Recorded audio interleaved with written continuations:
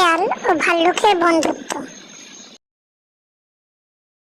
এক বনে বাস করত একটি ভাল্লুক ও একটি শেয়াল। তারা দুজনেই খুব ভালো বন্ধু ছিল।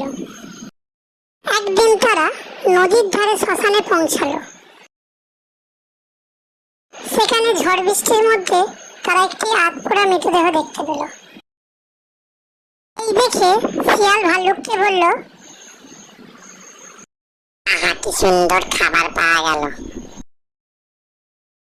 এই শুনে ভাল্লুক বলল, ওই খাবার তুই খা ভাই, ভাল্লুক কখনো মরা জিনিস খায় না।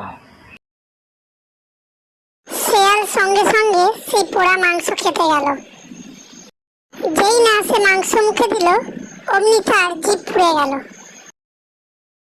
এই দেখে ভাল্লুক হাসতে হাসতে বলল, দেখলি তো ভাই, লোভের ফল কখনো ভালো হয় না।